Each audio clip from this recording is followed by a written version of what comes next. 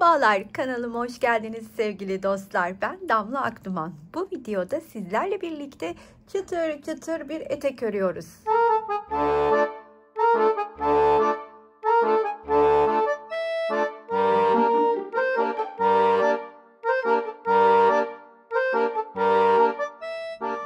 Üzerinde görmüş olduğunuz etekte sevgili Bil Hayal Hobby'nin %100 organik koton iplerini kullanıyorum. Bu aynı zamanda benim örgü kampı projemde de kullandığım ip. İnce bir ip diyebilirim. Şöyle hemen size daha yakından göstereceğim. Organik koton bir ip.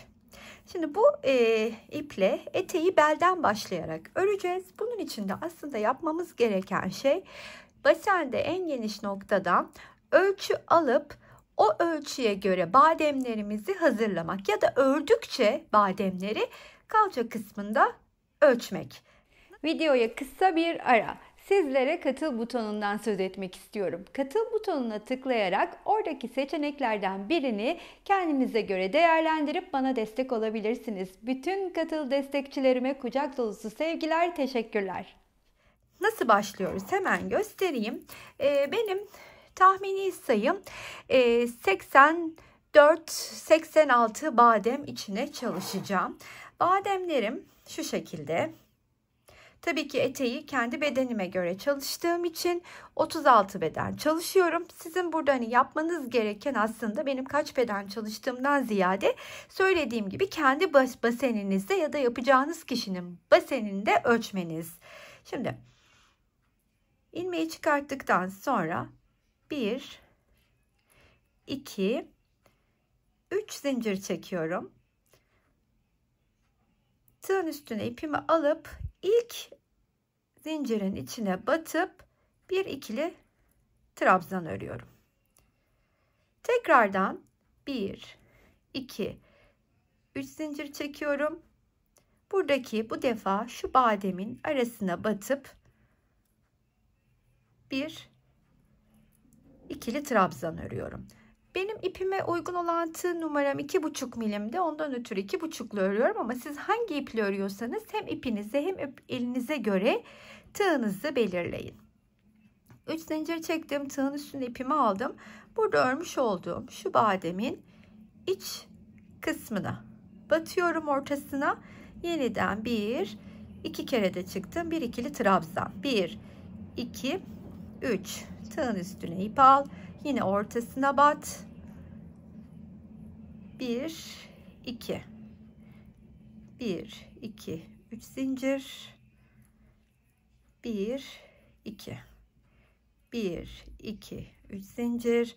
İşte tam olarak sözünü ettiğim şey aslında burası. Bunun uzunluğunu hep basende ölçerek ilerlemeniz gerekiyor. Vereceğim sayıdan ziyade önemli olan sizin ölçünüze göre örmeniz. Ben bunu kendi ölçüme göre hazırlayıp geliyorum. Basenimi tutarak tam olarak ölçüyü 84 bademde kendime ulaştım. Siz de burada deneyin. Muhtemelen eğer aynı ipi kullanıyorsak, benimle aynı bedendeyseniz 36 bedene 84 diyelim ki 38, 86 ya da daha baseni geniş olabilir, işte daha dar olabilir. En güzeli ölçü alarak ilerlemek, bunu söylemek isterim. Şimdi burada şöyle bir zincir çekiyorum. Hemen dönüyorum ve bulunduğum yerin içine batıp bir sık iğne örüyorum.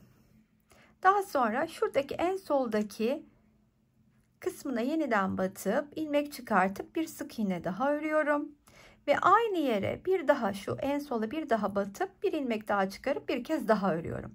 Sonrasında bademin içine,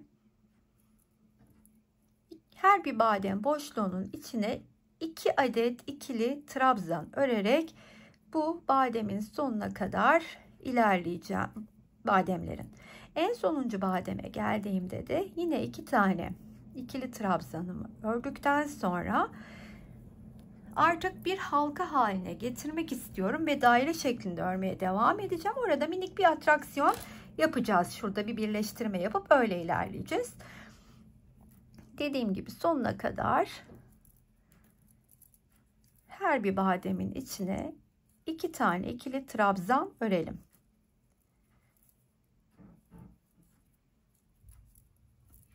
84 tane bademimin içini ikili trabzanlarla doldurdum. En sonuncusunun da içine geldim.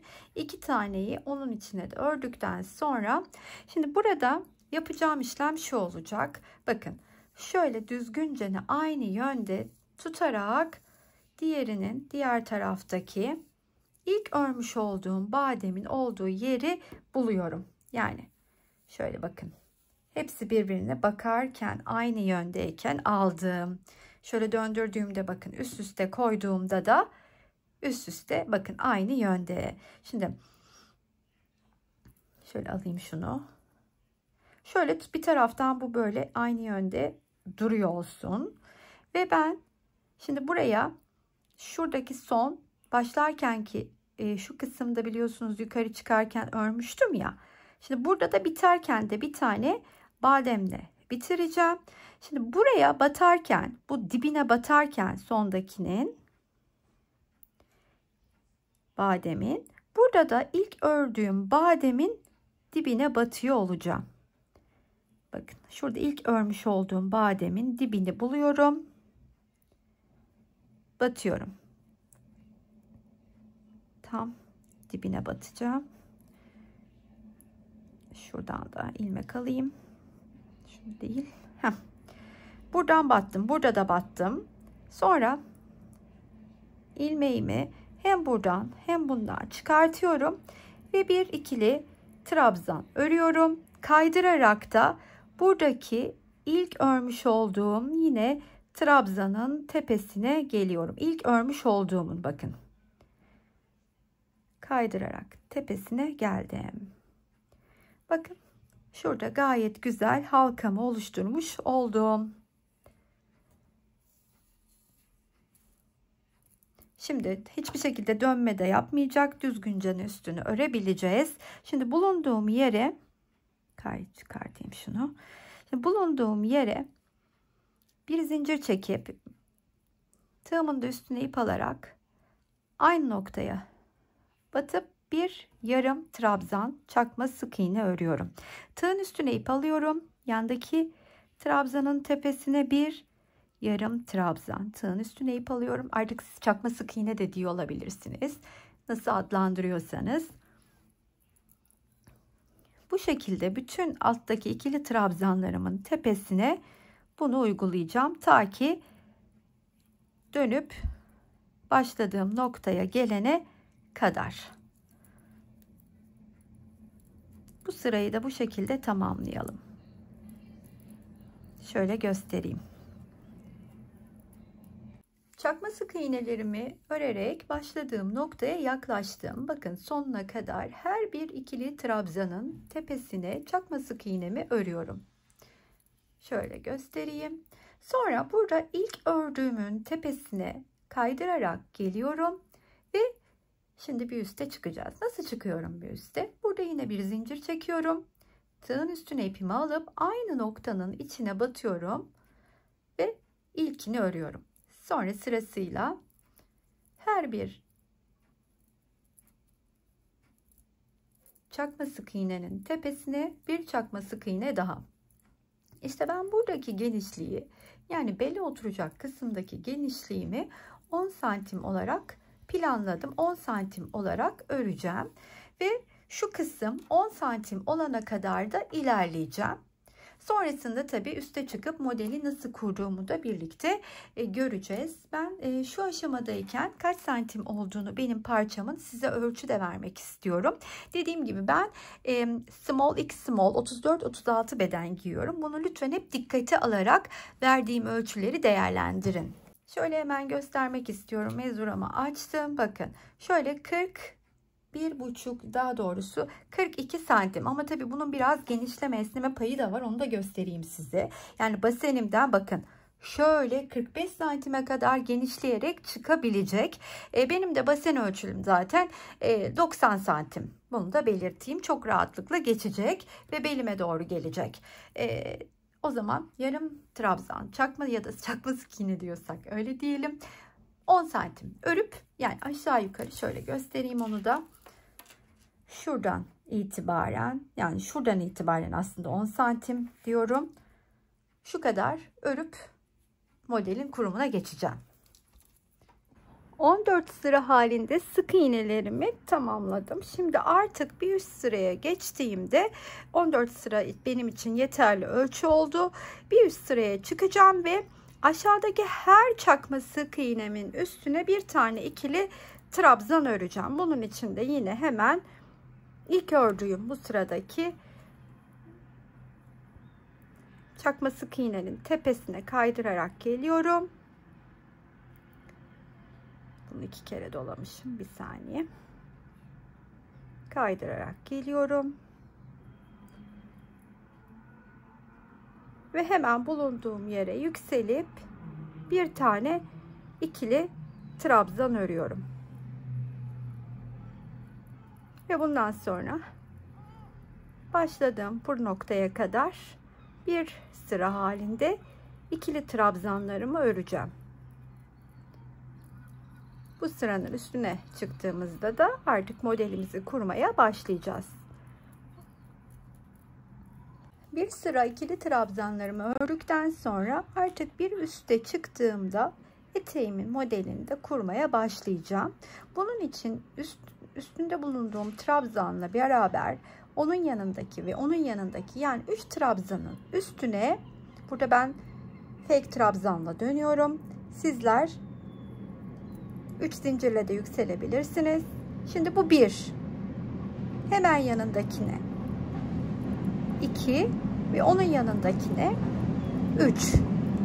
3 tane ikili trabzanımı ördükten sonra yanındaki trabzanın üstüne 1 2, bakın aynı trabzanın üstüne örüyorum. 2 tane ikili trabzan, 2 zincir, yine aynı trabzanın içine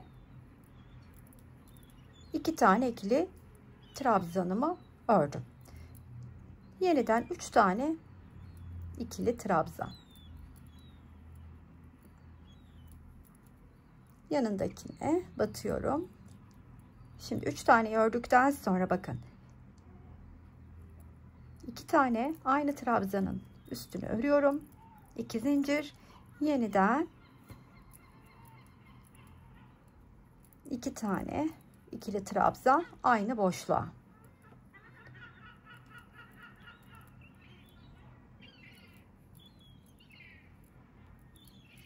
Üç, 2 trabzan. Şimdi aynı trabzanın içine 2 tane ikili trabzan, 2 zincir, yeniden 2 tane ikili trabzan örüyorum. İşte bu mantıkla bu sırayı tamamlayacağım. 1 2 3. Başladığımız yere kadar bu şekilde örmeye devam edelim.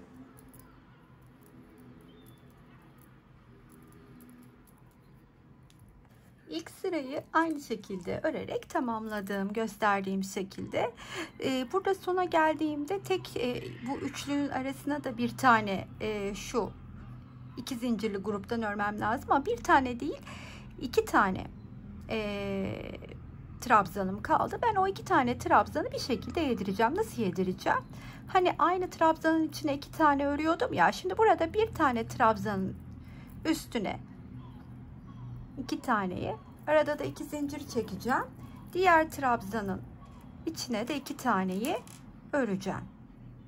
Yani sona geldiğinizde trabzanları sayarak yapmadığımız, üstümüzdeki ölçüye göre yaptığımız için kalan trabzanı bir şekilde yedirmenin yolunu buluyoruz. İşte bu şekilde tek trabzan araya yedirdim ve bu grubu örmüş oldum. Şimdi hemen bu trabzanın üstüne kayarak geliyorum ve şu 3 tanenin üstüne 3 tane şöyle yükseleyim, dibine batayım, bir tane fake öreyim. Hemen siz 3 zincirle de yükselebilirsiniz. Hemen yanındaki 2 trabzanın üstüne de öreyim ve bu kısma geldiğimde şunu göstereyim şöyle.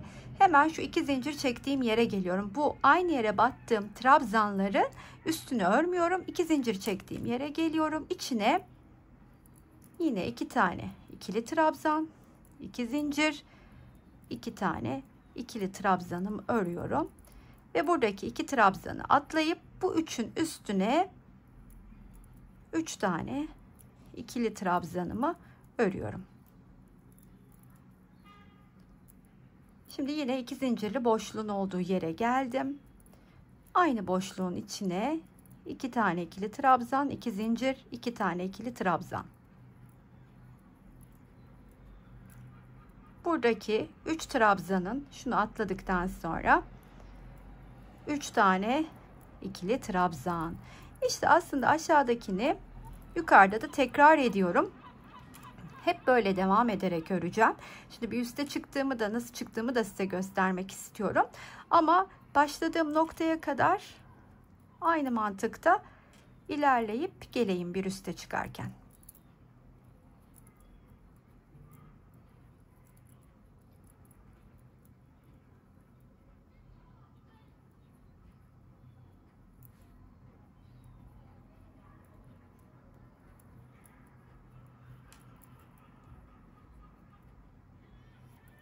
İkinci sıranın da sonuna gelirken yine buradaki 2 zincir çektiğim yere geliyorum ve 2 tane ikili trabzanımı örüyorum. 2 zincirimi çekiyorum. Yeniden 2 tane ikili trabzanımı örüyorum. Ve burada bakın ilk örmüş olduğum trabzanı bulup tepesine batıyorum. Ve kaydırarak üstüne çıktım. Şimdi ne yapıyorum burada? Burada bir zincir çekerek de yapabilirsiniz. Böyle yükselebilirsiniz. Hiç fark etmez. 3 zincir çekerek de zincirle de devam edebilirsiniz. Tabii ki yukarı çıkışa. Evet. 3 tane trabzan ördüğüm yere 3 tane trabzan örüyorum. Ve her 2 zincir çektiğim yerin içine gelip 2 tane ikili trabzan, arada 2 zincir, yeniden aynı boşluğun içine 2 tane ikili trabzan örüyorum ve modeli bir süre bu şekilde devam ediyorum. Kaç sıra devam edeceğimi size söyleyeceğim birazdan ve sonrasında bir miktar daha genişleme yapacağım eteğimde.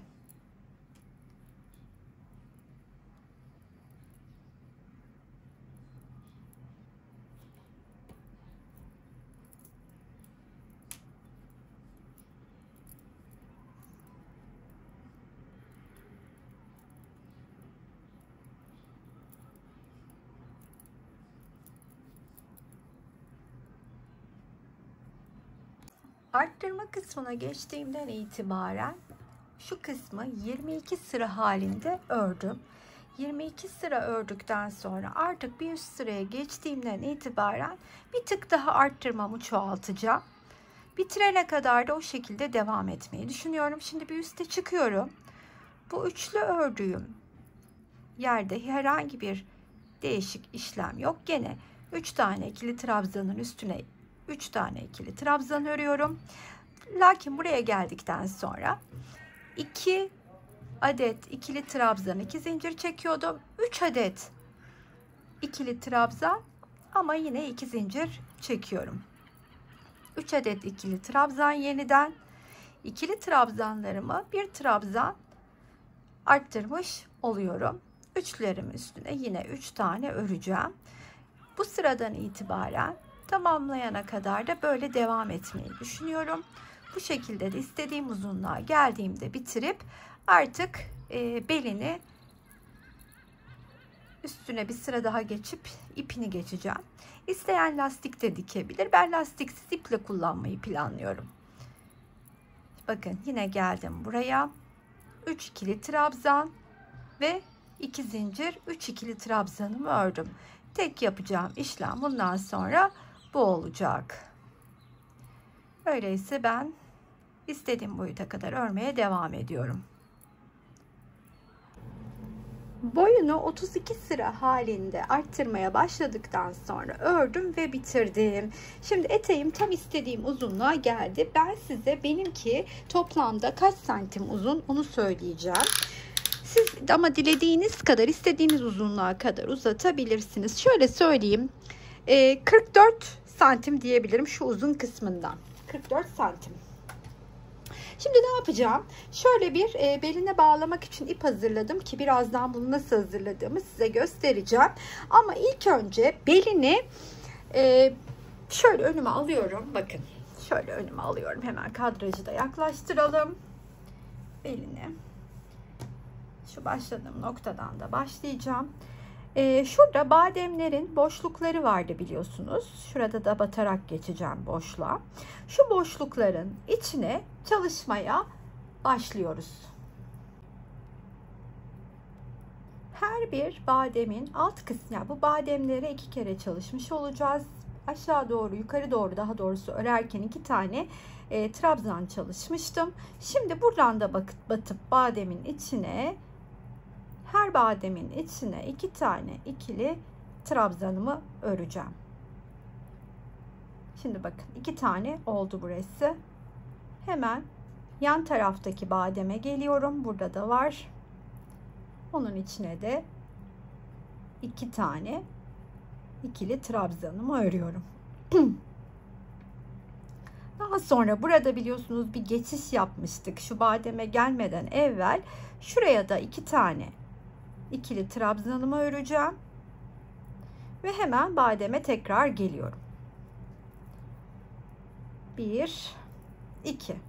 Bunu böyle oluşturduktan sonra bu badem boşluklarının içinden zaten birazdan ipimizi de geçireceğiz. Şimdi her bir badem boşluğunun içine bu şekilde 2 tane ikili trabzanımızı örüp başladığımız noktaya kadar ilerleyelim.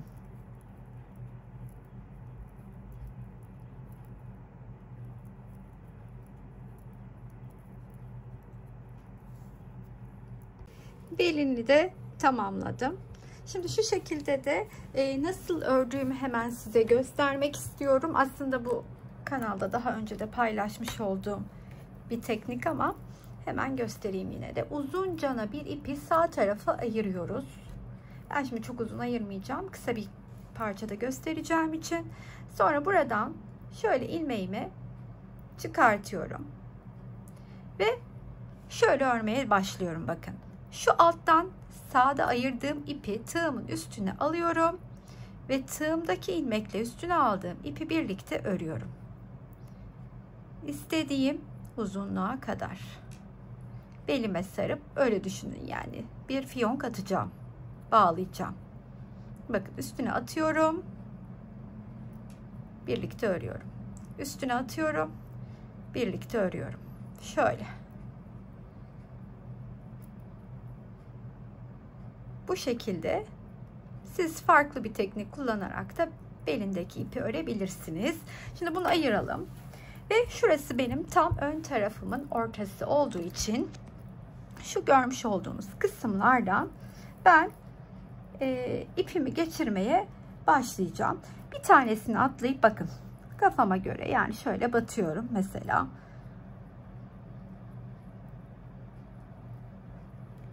Sonra buradakini atlayıp yanındakinden boşluklardan geçiriyorum. Yanındakini atlayıp buradan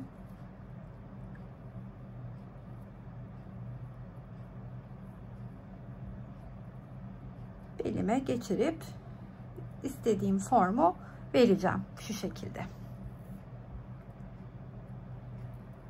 Arkadan da atlıyorum ortada bir taneyi. Her birinden de geçirebilirsiniz. Yani gözünüze nasıl güzel gözükürse. İpi takıp geleyim. En sevdiğimiz kısım, finale geldik. 210 gram iple tamamlamış oldum eteğimi. Yani oldukça hafif yazlık bir etek oldu. 38 bedene de uygun olacaktır diye tahmin ediyorum. Beden büyütmesini zaten videoyu izleyenler çözmüştür. Beldeki badem sayısını arttırmamız yeterli olacak. Boyunu da dilediğimiz kadar örebiliriz. Umarım anlaşılır ve güzel bir video olmuştur sizler için.